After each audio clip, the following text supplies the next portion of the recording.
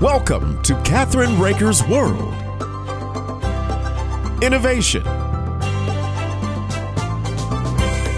culture, adventure, fashion and health, artists, destinations, traditions.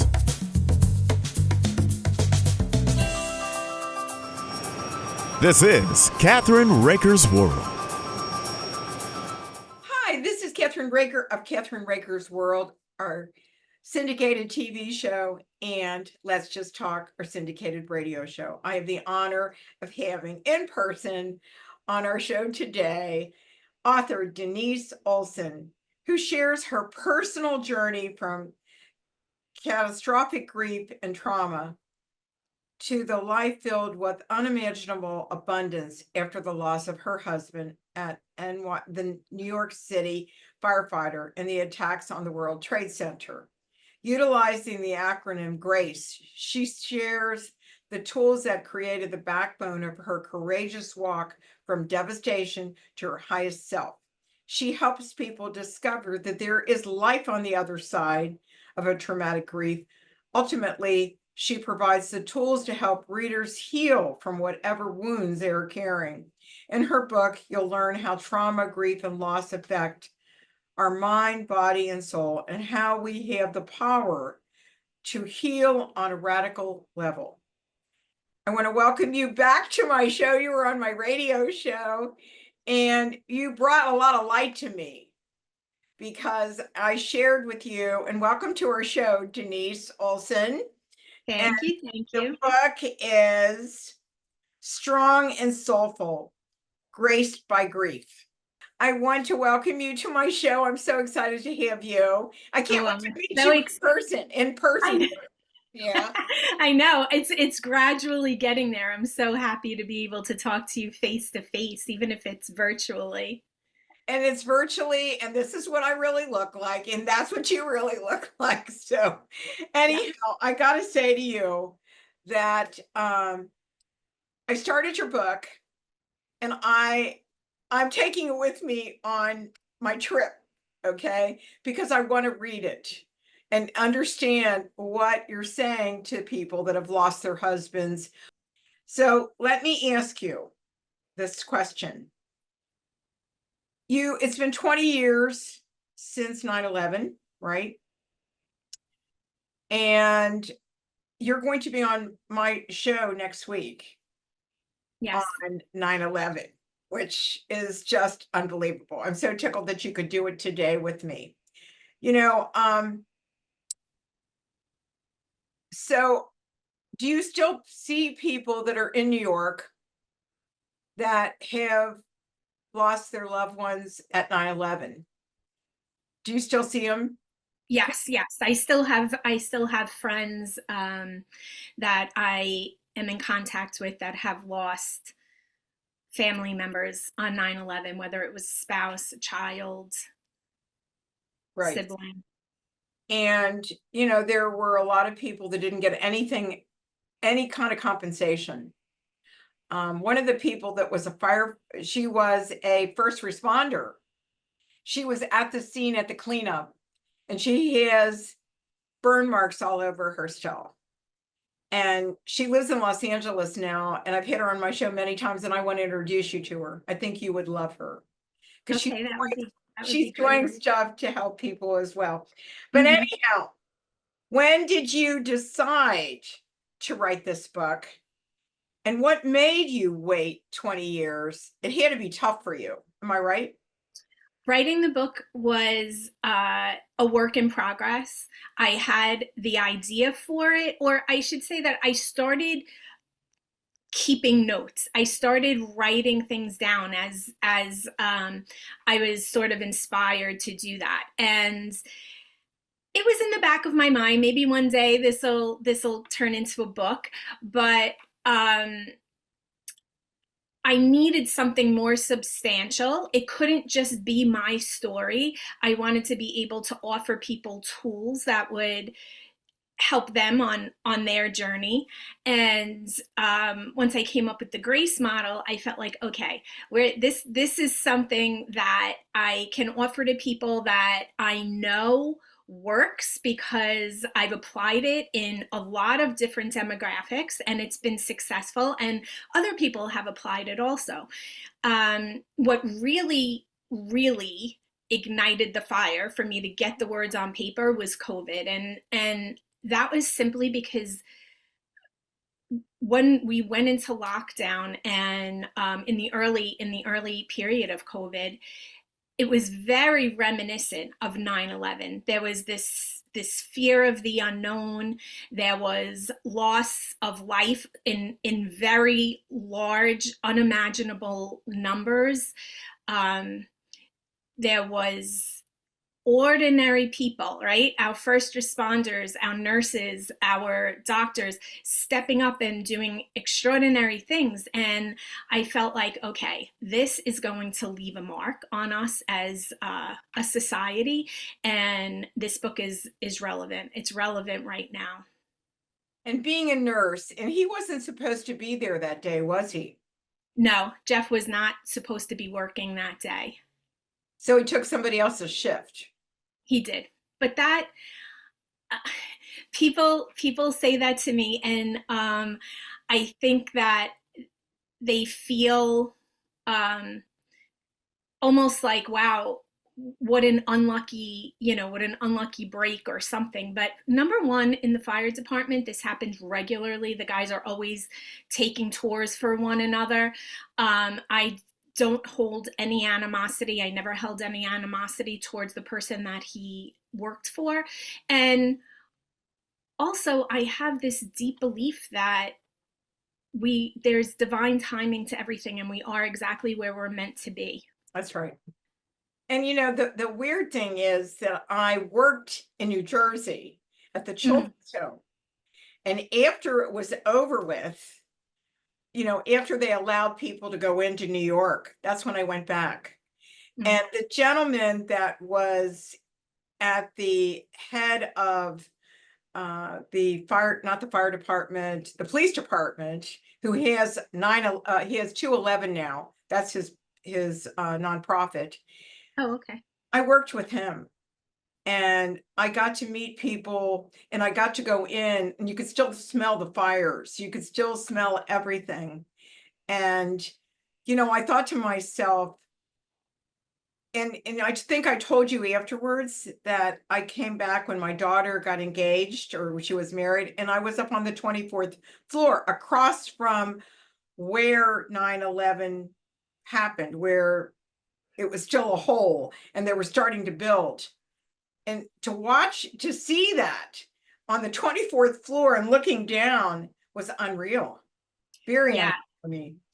I describe in the book my first visit to the site, and I honestly, like every American, I had seen it on TV. It was on 24/7, and I was glued. I was glued to that television, looking for firemen, trying to read the back of their bunker gear to see if I could catch a glimpse of my husband or anyone that I knew that was missing.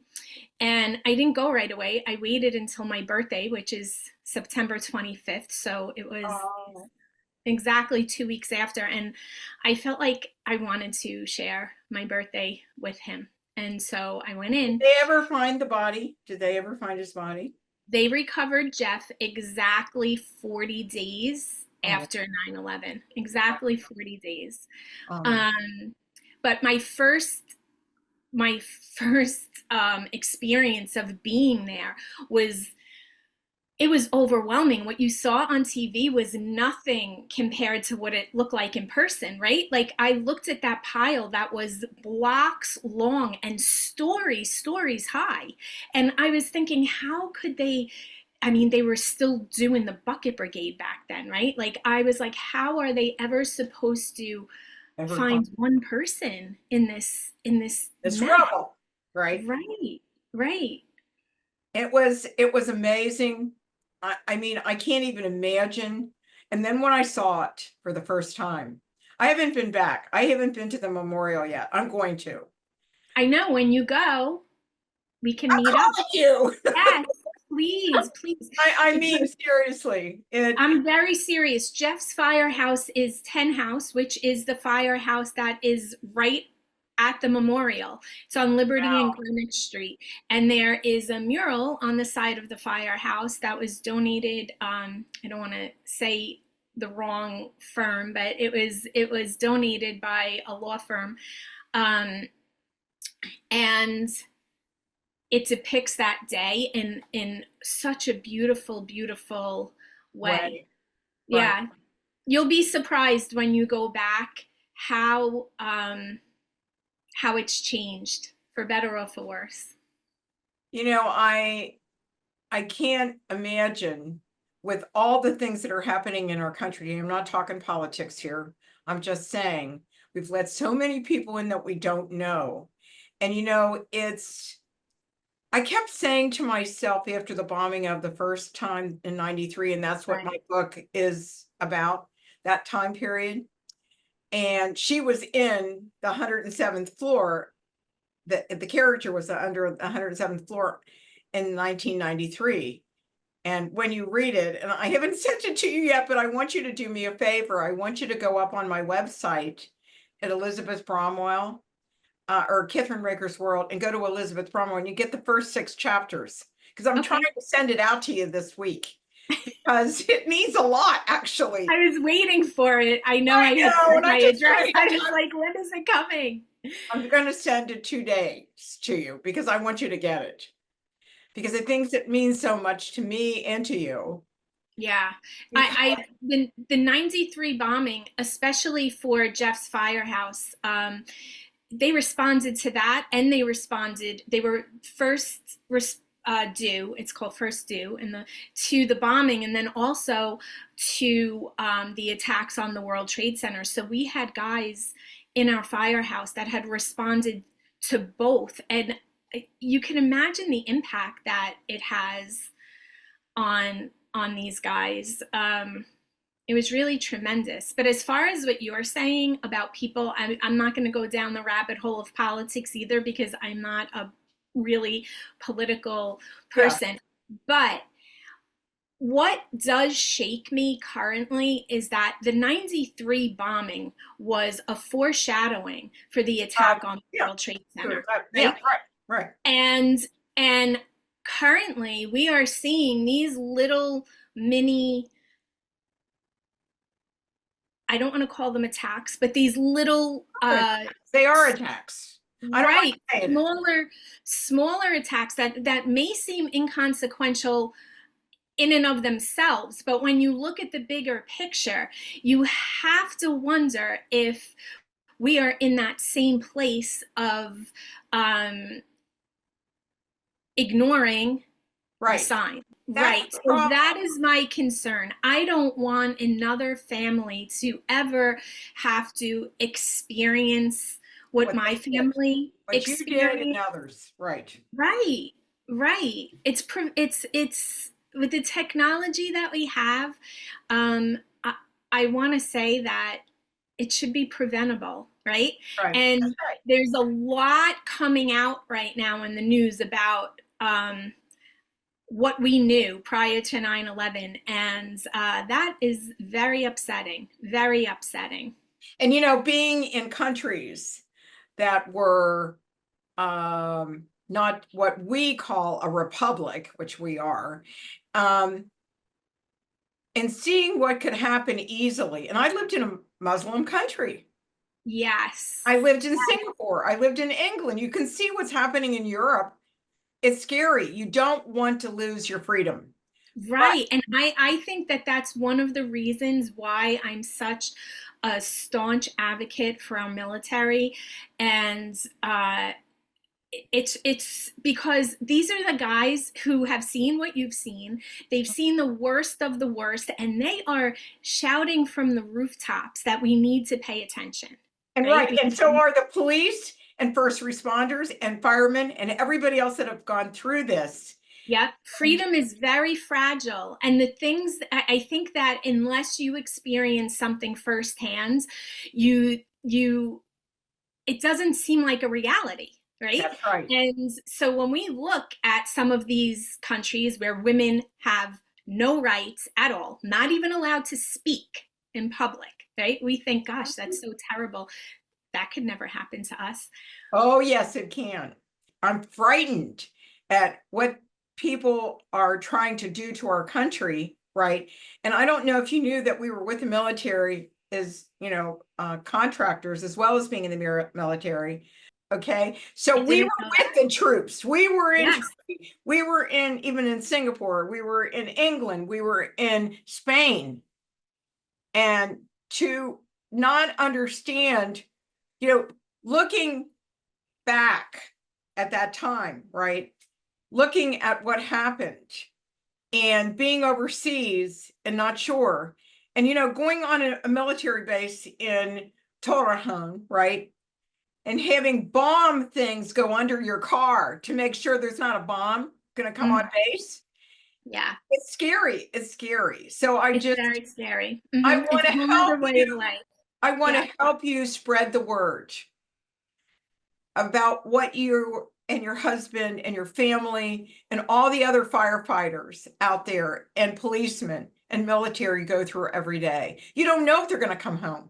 Right. And I also want to shine a little bit of light on how this isn't a one-time event.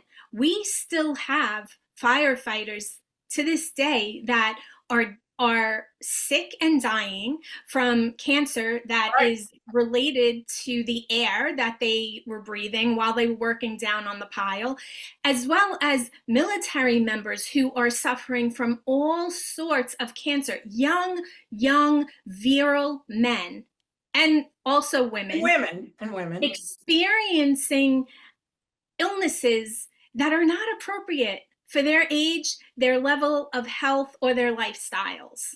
Right. So, there are different foundations that do research on that and have proven that it stems from toxic fumes that they've experienced while they were deployed.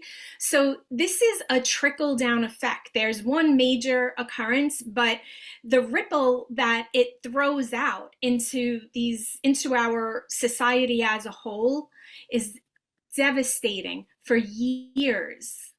Right. I want to have you on again. I love having you on. And I love talking to you. We could just go on and on. There's so much. There's so much. And Denise, is there another book? Oh gosh, not yet. I'm still reeling from this one, so I don't know. This morning, actually, I was thinking to myself, this part of it, getting to actually interact with people and hear their stories, and is so fulfilling to my soul that maybe I want to do another one. Here's the thing. Here's an idea for you. My cousin did this. He interviewed people. It was in the Navy, and he was a submarine captain, and he wrote a book, and he went around and you can do it on Zoom and collectively do another whole book with them. That's a great idea. That is a great idea. I know so many people, so that would be fun. And I'm going to give you submariners are a whole other breed of people. Right. That is a hard job. Right. So what I'd like to do is have you back again and maybe share those stories of those people.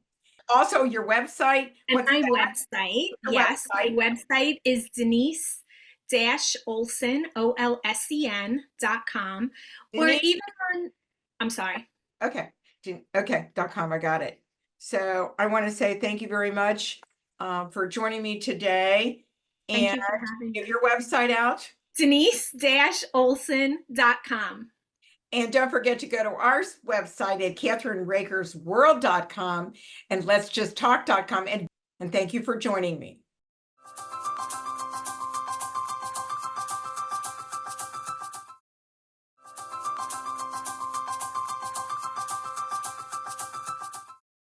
Hi, this is Kathryn Raaker of Kathryn Raaker's World, and Let's Just Talk. Today, did you know that over 51 million Americans suffer from chronic pain? And our guests today are medical expert Dr. Melissa Murphy and patient Jan on new advancements in treating chronic pain, plus information on newly FDA-approved pain management device. Dr. Murphy will talk about spinal cord stimulation therapy and how new advances in technology are revolutionizing care for those living with chronic pain. Patient Jan can share her experiences with chronic pain and how Inceptive has transformed her life. Inceptive, correct? Yes. Okay. I want to welcome you both to my show today. Thank you for joining me. I really appreciate this information for all of my listeners and viewers. Thank you for having us, Kathryn. Good morning. Good Well, morning. this is really a problem, isn't it? That's absolutely right. So let's start with Dr. Murphy, if you don't mind. Dr. Murphy, can you describe what is chronic pain and what are some treatment options for it? So chronic pain is defined as pain that's lasting for longer than 3 months. And just like what you mentioned earlier, 51 million Americans, they suffer from chronic pain, and 17 million of them, they have high impact pain, meaning that their pain is so severe that they can't work and they cannot enjoy their life. These patients, they're suffering, and we have options. Traditionally, the options include medication management, physical therapy, injections, and maybe surgery. But today, we're going to talk about spinal cord stimulation as a treatment option for these patients. Well, I want to ask Jan, have been the challenges and what are the challenges of living with chronic pain? Well, chronic pain affects everything. Your whole daily life, it affects everything.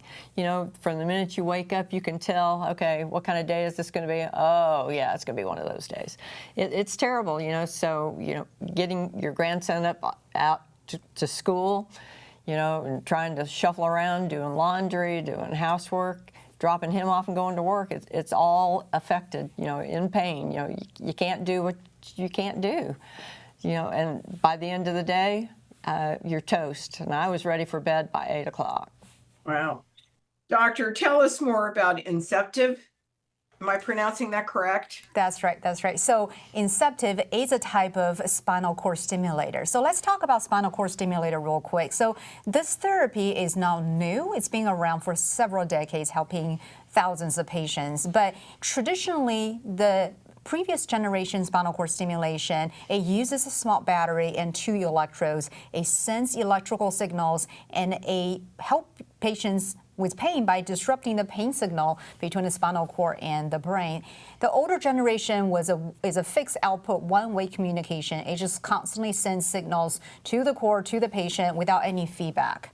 Now, Inceptive is different. It's a newer generation spinal cord stimulation. It has a closed loop technology, meaning that the device senses the spinal cord. It senses what the patient's doing 50 times per second, and it uses that information to self-adjust stimulation intensity the patient needs. So it's really advanced, really smart, high technology, high-tech spinal cord stimulation. That's Inceptive.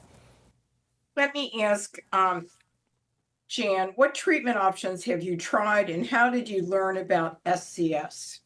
Well, I've pretty much tried all of the treatment options except for surgery. That's, you know, that's a last resort for me.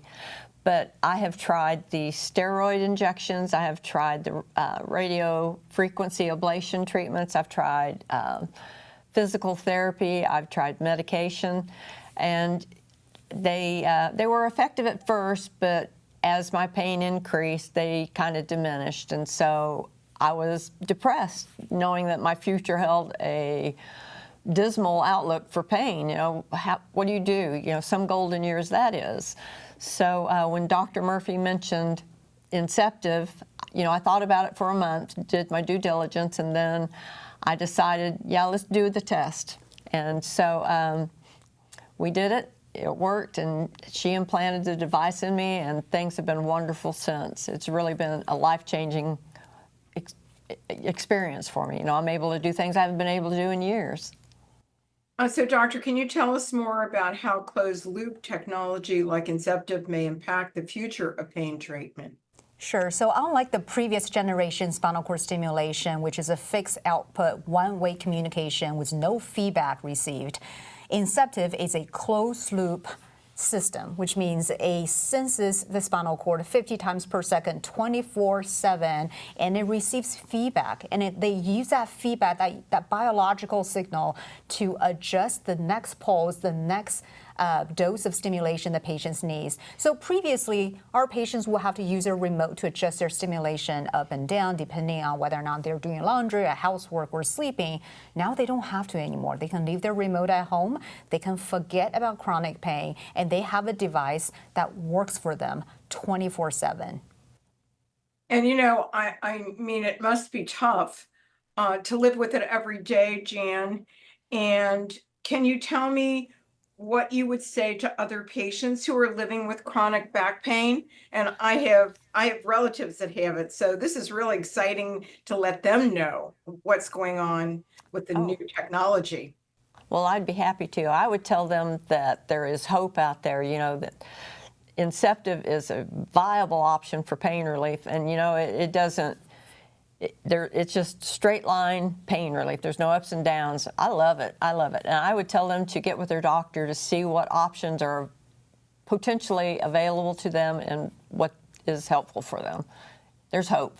There's hope. Doctor, I have a question for you. When it's actually implanted into the person's back, am I correct? Correct. Yep. How long does it take to start working, and how long are you not awake, but how long does it take to do it? Sure. So there are two steps in this process. Step number one is a trial. So the trial takes about 30 minutes. It's under light sedation. So the patient can experience this for about 3 to 7 days before they decide is this something they want for them long term. So not like anything else in medicine, this is one of those things that we can try this out first before you decide, do you want this implant or not? The implant is a second step, and it's a quick outpatient procedure. It takes about 1 or 2 hours. Patients go home the same day, 2 small incisions in the back, and the battery life can last for about 9 to 10 years. And the patients do need a replacement surgery probably 9 to 10 years later, but it's a quick, very minimally non-invasive surgery for our patients. So where can we go for more information, doctor, on how patients can learn about this and talk to their doctor and see what they can do? Yep, it's Medtronic, medtronic.com/pain relief. And thank you again. And don't forget to go to our website at Kathryn Raaker's World. That's our TV. And Let's Just Talk, our radio. We'll have it on both. Thank you so very much.